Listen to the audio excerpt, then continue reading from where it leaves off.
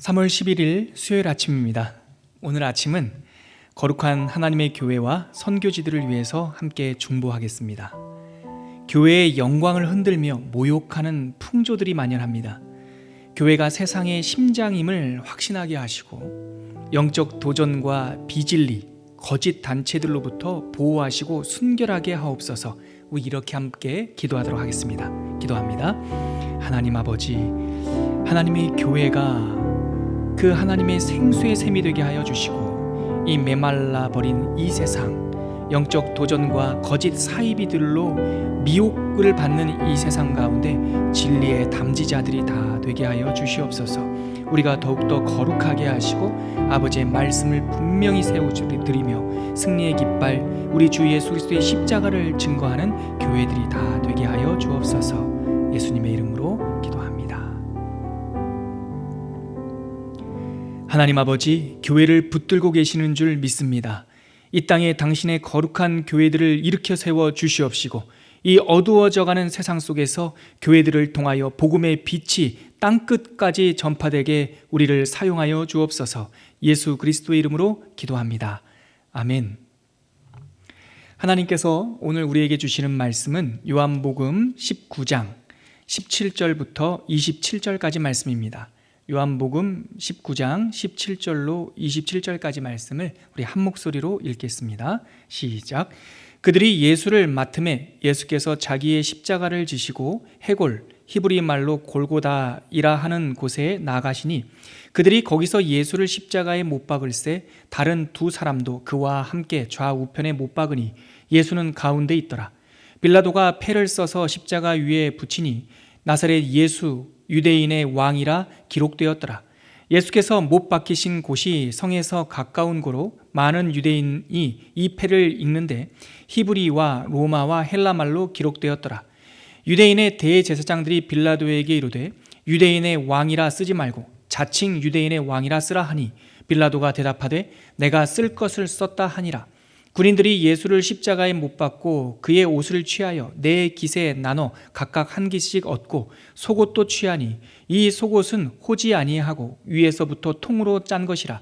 군인들이 서로 말하되 이것을 찢지 말고 누가 얻나 제비 뽑자 하니 이는 성경에 그들이 내 옷을 나누고 내 옷을 제비 뽑나이다 한 것을 응하게 하려 함이로라. 군인들은 이런 일을 하고 예수의 십자가 곁에는 그 어머니와 이모와 글로바의 아내 마리아와 막달라 마리아가 섰는지라. 예수께서 자기의 어머니와 사랑하시는 제자가 곁에 서 있는 것을 보시고 자기 어머니께 말씀하시되 여자여 보소서 아들이니이다 하시고 또 그 제자에게 이르시되 보라 내 어머니라 하신대 그때부터 그 제자가 자기 집에 모시니라. 아멘. 결국 예수님의 십자가형이 확정되었습니다. 빌라도는 하지 말아야 될 결정을 내린 것이죠. 우리가 월요일과 화요일 이틀 동안 살펴봤지만 빌라도는 뜻밖의 예수님을 놓으려고 애를 썼다라고 성경은 기록하고 있습니다. 왜 그렇습니까? 예수님이 죄가 없는 것이 사실이었기 때문이죠. 예수님을 신문할수록 예수님은 무죄하다는 것을 빌라도는 알았습니다. 정치적인 타협도 이루려고 했지요.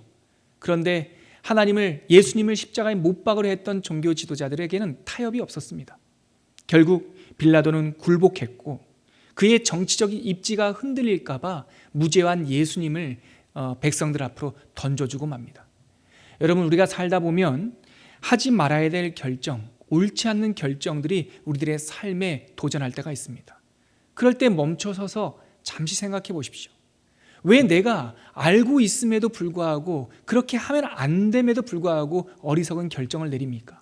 왜 하나님께서 기뻐하지 않는 결정들이 우리들의 삶을 도전합니까?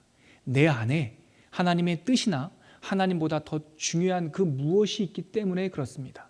성경은 하나님보다 더 사랑하는 것, 그것이 우상이라고 말합니다. 우리의 영혼 안에 우상이 있으면, 내가 더 중요하다라고 생각하는 것이 있으면 하지 말아야 될 일, 해서는 안 되는 일, 하나님께서 기뻐하지 않는 결정들을 두려움 없이 내릴 때가 있습니다. 빌라도가 지금 그런 결정을 내렸죠. 그가 정치적인 입지가 흔들릴까 봐, 자기를 왕이라고 말하는 이 예수를 놓아줬다라고 하는 이 사건이 자기 정치적인 이 여정 속에서 구설수가 될까 봐 이 빌라도는 아무 죄가 없는 예수를 군중 한가운데로 던져놓고 십자가형을 선고합니다. 그렇게 십자가형이 확정된 예수께서는 골고다 언덕에 십자가를 지고 오르셨습니다. 그 장면이 오늘 읽었던 본문의 시작인데요. 우리가 그 내용을 한번 같이 읽어보도록 하시죠. 17절 이하입니다. 같이 읽겠습니다. 시작. 그들이 예수를 맡음에 예수께서 자기의 십자가를 지시고 해골, 히브리 말로 골고다이라 하는 곳에 나가시니 그들이 거기서 예수를 십자가에 못 박을새 다른 두 사람도 그와 함께 좌우편에 못 박으니 예수는 가운데 섰더라. 여러분, 유명한 장면 아닙니까? 우리가 고난주간이나 예수의 순환 이야기를 묵상할 때면 골고다 위에 세워진 십자가, 우리가 자주 듣고 묵상했던 장면입니다. 근데 여러분들, 오늘 아침에 이 한 장면의 이 그림, 이 한 장면만으로도 우리는 하나님의 메시지를 충분히 묵상할 수 있다고 봅니다. 세상의 이치가 골고다 위에 세워진 세 개의 십자가를 통해서 설명되고 있습니다. 여러분, 많은 사람들이 죄를 지고 예수의 십자가가 해골의 죽음의 언덕이라고 하는 골고다에 섰습니다. 그런데 그 십자가 좌우에 또 다른 십자가 두 개가 섰습니다. 그들은 죄인이었습니다. 좌우편에 똑같은 죄인 둘이 예수를 가운데 놓고 세워져 있는 것이죠. 그런데 이 죄인들의 결정과 마지막은 달랐습니다. 한 죄인은 마지막 순간 예수여 나를 불쌍히 여기소서라고 예수를 의지한 죄인이 있었고, 또 다른 죄인은 마지막 순간까지 예수를 조롱하고 비방하는 십자가에 달린 죄인이 있었습니다. 이것이 인생의 이 인류사의 한 장면입니다. 하나님을, 예수님을 의지하는 죄인과 끝까지 예수님을 저주하는 죄인, 그리스도인들이란 의롭게 태어난 사람들이 아니라 예수 십자가 옆에서 예수여 나를 불쌍히 여기소서라고 예수를 의지하여 의롭게 된 죄인들을 그리스도인이라 일컫습니다. 우리 모두 마지막 순간에도, 또한 우리들의 삶의 모든 여정에도 예수만을 의지하는 은혜가 있기를 바랍니다.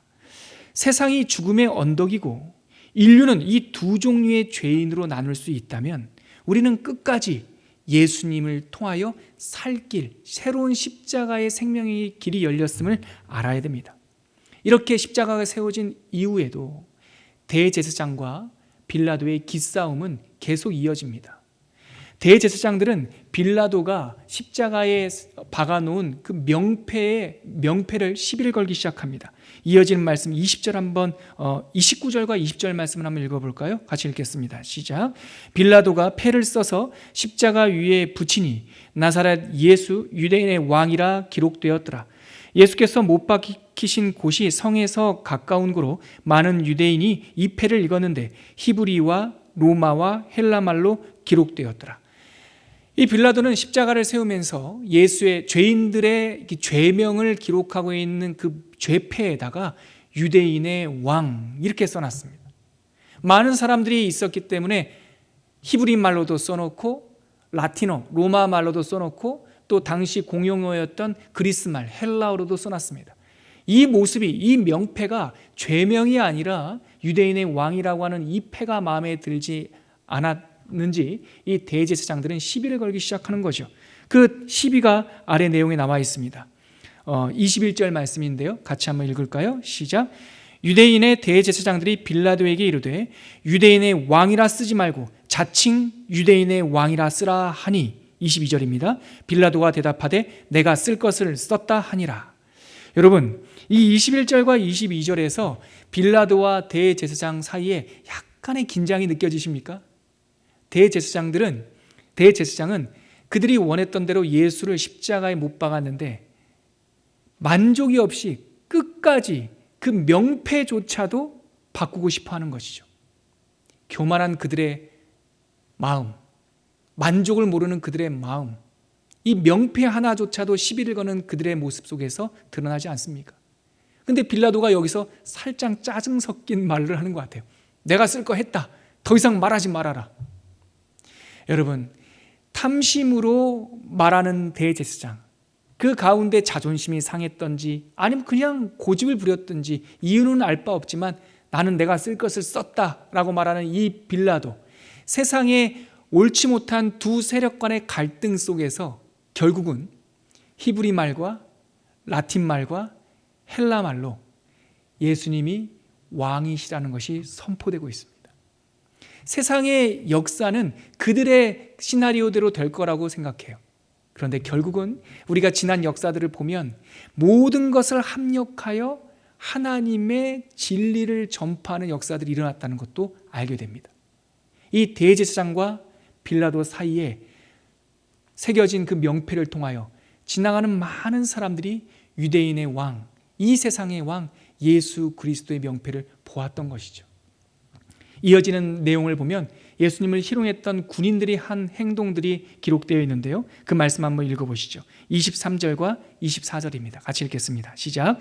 군인들이 예수를 십자가에 못 박고 그의 옷을 취하여 네 깃에 나눠 각각 한 깃씩 얻고 속옷도 취하니 이 속옷은 호지 아니하고 위에서부터 통으로 짠 것이라. 군인들이 서로 말하되 이것을 찢지 말고 누가 얻나 제비 뽑자 하니 이는 성경에 그들이 내 옷을 나누고 내 옷을 제비 뽑나이다 한 것을 응하게 하려 함이로라. 군인들은 이런 일을 하고. 여러분, 저는 이 장면을 좀 주목하고 싶습니다. 예수님께서 십자가에 달리셨을 때 옷은 하나도 걸치지 않고 맨몸으로 십자가를 지셨습니다. 그때 십자가 아래에 있던 군인들은 예수님의 옷을 나누기 시작했죠. 죄인의 옷까지 뭐 이렇게 탐했을까 생각할 수 있지만 예수님 당시의 옷은 상당히 값비싼 물건에 속했습니다.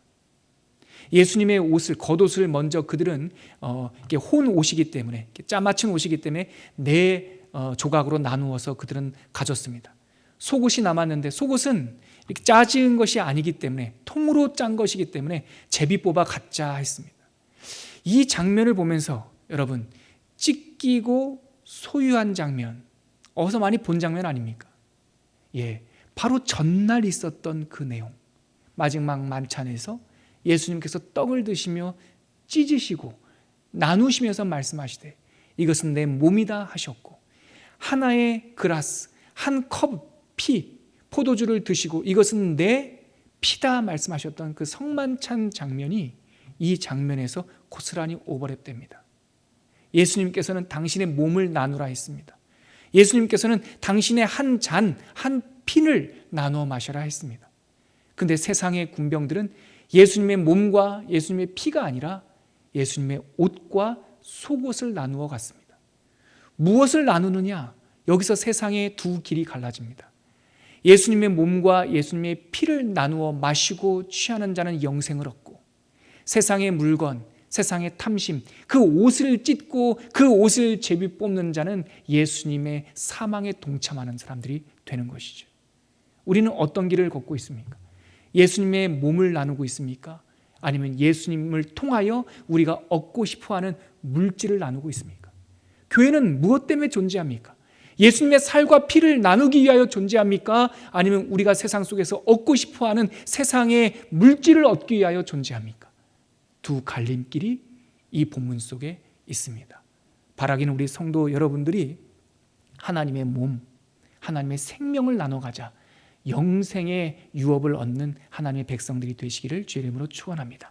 마지막, 오늘 우리가 읽은 본문에 보면 가상칠언이 시작됩니다. 25절부터 27절까지 나와 있는데요, 십자가 위에서 하신 예수님의 몇 마디입니다. 우리 그 부분을 같이 한번 읽어보시죠. 시작. 예수의 십자가 곁에는 그의 어머니와 이모와 글로바의 아내 마리아와 막달라 마리아가 섰는지라. 예수께서 자기의 어머니와 사랑하시는 제자가 곁에 서 있는 것을 보시고 자기 어머니에게 말씀하시되 여자여 보소서 아들이니이다 하시고, 또 그 제자에게 이르시되 보라 내 어머니라 하신데 그때부터 그 제자가 자기 집에 모시니라. 가상칠언, 십자가 위에서 하신 7마디의 말씀이란 뜻입니다. 오늘 우리가 읽은 오늘 아침의 본문 속에서는 2마디의 말씀이 있습니다. 2마디의 말씀을 하시기 전에 먼저 그 십자가 곁에는 5명의 사람이 서 있다라고 묘사하고 있습니다. 첫째, 어머니 마리아가 계셨죠. 그리고 이모가 있었고, 글로바의 아내 마리아, 막달라 마리아, 그리고 그 옆에 예수께서 사랑하셨던 제자. 요한복음에서 말하는 예수님께서 사랑하신 제자는 사도 요한을 가리키고 있습니다. 5명이 서 있습니다. 그들을 고통의 십자가 위에서 지그시 바라보시던 주님께서 먼저 어머니 마리아에게 이렇게 말씀하십니다. 여자여 보소서 아들이니이다. 자기의 육신의 어머니 마리아를 향해서 내가 당신의 아들입니다 라고 눈마주침을 하십니다. 이어지는 두 번째 말씀은 사도 요한을 가리켜서 보라 네 어머니다. 이때서부터 사도 요한은 마리아 예수 그리스도 육신의 어머니를 모시는 일이 시작되었다라고 기록하고 있습니다. 교회의 전승에 보면 이 사도 요한은 마리아가 소천할 때까지 마치 아들처럼 마리아를 모셨다라고 기록되어 있습니다. 저는 이 가상칠언의 이 두 마디의 말씀을 통해서 예수님께서 다락방 강화를 시작하셨을 때 하셨던 말씀, 요한복음 13장 말씀이 떠올랐습니다. 예수께서 당신이 아버지께로 가실 때가 가까이 왔음을 아시고 제자들을 사랑하시되 어떻게 사랑하셨다라고 말씀하십니까? 끝까지 사랑하셨다.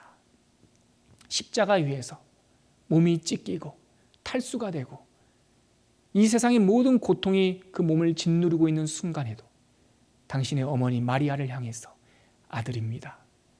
또한 사랑하는 제자를 향해서 내 어머니 마리아를 부탁한다 라고 말씀하시는 주님의 마음. 결국은 십자가 위에서 물과 피를 다 쏟아내신 예수님은 사랑을 우리들에게 부어주시고 계시는 것이죠. 말씀을 거두면서 우리 함께 기도했으면 좋겠습니다. 오늘 말씀을 통해서 세 가지 중요한 주제가 우리들에게 다가왔습니다. 세상의 이치는 결국 십자가 위에서 예수님을 의지하는 죄인과 예수님을 저주하는 죄인 두 길이 있다. 세상의 이치는 예수님의 빵과 예수님의 피를 나누는 생명 사는 길과 세상 물질에 눈이 맞춰져서 물질을 나누는 길, 그 이 두 길이 있다. 결국 십자가 위에서 예수님께서는 사망의 고통 한가운데서 결국은 사랑을 남김없이 쏟아주셨다. 이 말씀을 거두면서 하나님 예수님 의지하게 하여 주시옵소서. 생명 나누는 인생 되게 하여 주시옵소서. 십자가에서 흘러내린 하나님의 사랑 먹고 마시고 살아내는 우리가 되게 하여 주시옵소서. 우리 이렇게 한번 기도하도록 하겠습니다. 하나님 아버지, 오늘 말씀을 통하여서 두 길 우리가 다시 한번 묵상하게 되었습니다. 하나님, 예수님만을 의지하는 생명 살리는 길이 우리들의 길이 되게 하여 주시고 이 세상의 물질이 아니라 생명의 빵 되신 주님, 생명의 피 되신 예수를 나누는 우리가 되게 하여 주시고 그 십자가를 통해서 흘러넘친 예수 그리스도의 보혈과 사랑을 먹고 마셔 영생을 누리는 우리 모두가 되게 하여 주시옵소서. 하나님 아버지, 골고다 이 죽음의 언덕 위에서 생명 사는 새로운 길, 하나님의 영생의 원리를 알게 하여 주시니 감사합니다. 십자가를 의지하는 죄인들 되게 하여 주시옵소서. 생명 나누는 우리들이 되게 하여 주시옵소서. 십자가로부터 흘러내려오는 예수의 피와 사랑을 마셔서 영생의 복락을 누리는 믿음 백성 되게 하여 주시옵소서. 예수 그리스도의 이름으로 기도합니다. 아멘.